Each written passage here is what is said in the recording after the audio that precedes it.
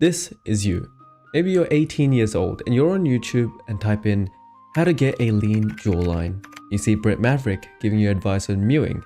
You see Mario Adrian sucking in his cheeks.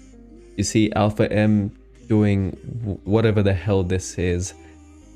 If you're a girl, you're probably going to see someone like the Daily Student, where in the before she's deliberately smiling and in the after she's giving us her best Zoolander look. Also known for blue steel. Can we see that one? Blue steel? Yeah. Observe is literally tilting her head down to give herself a double chin, but she's so lean that she can't. What I'm trying to say is that there is a lot of misinformation on this topic. In the West, we have a preference for sharp, angular features, so wanting to lose facial fat to expose your sharp bone structure underneath is completely understandable.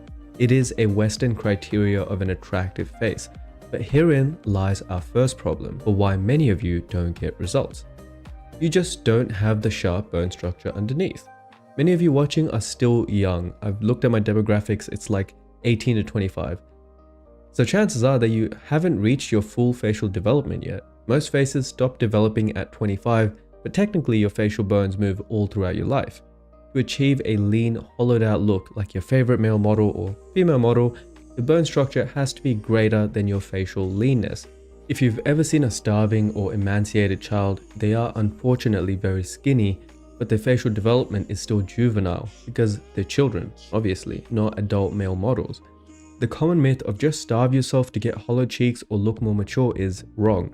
You do need to be relatively lean, but your bone structure is a more determining factor. A fitness science YouTuber that I personally quite enjoy watching, Vitruvian Physique, has very defined bone structure. And even at higher body fat levels, the definition is still there. Derek from the More Plates More Dates channel once got down to absurdly lean levels, but no disrespect to Derek, his bone structure is not that remarkably striking, and it's even more apparent at his lean levels. At a much healthier body fat, his buccal corridors do carry more fat, whereas Igor from the first channel doesn't show it as easily. And that's just because the jaw gonion, so this landmark of the face, is not very wide for Derek, or for most people.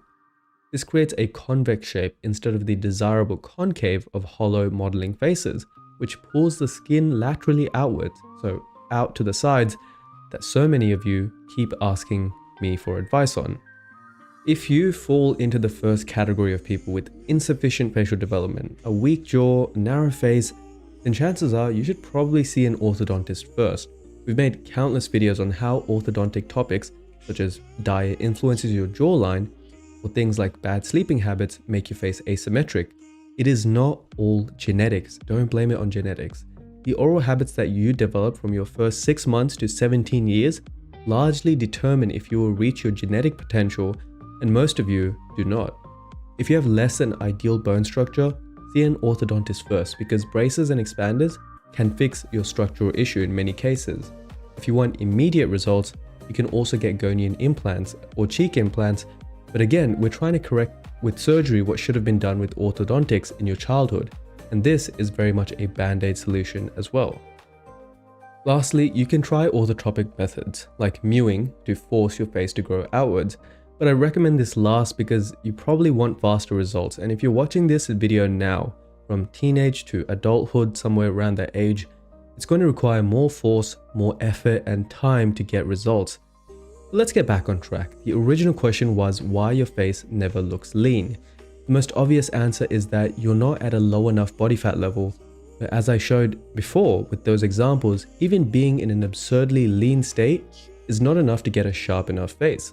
If your jaw width is narrow, it's simply not going to pull the jawline skin, the submental, the chin, sharp or tightly enough to create an aesthetic outline. The same can go for the cheekbones. If they're flat, it's not going to create an aesthetic OG curve. The eyes, the brow bones, and so many of your other features are all dependent on having a few extra millimeters of bone, more so than the average person, to pull the fat and the skin tightly. However, most of you are also young, meaning that no matter how lean you get, you're still going to have juvenile fat pads.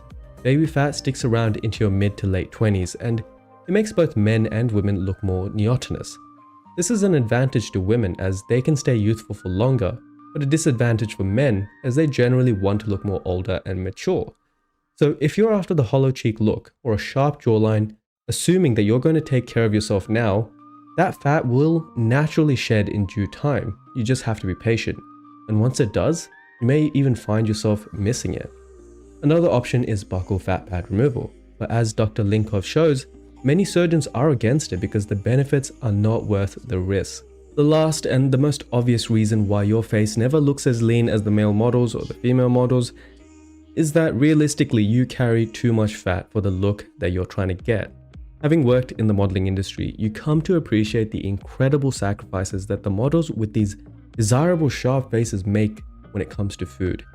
Some meticulously track their calories, eating as little as 1500 calories a day.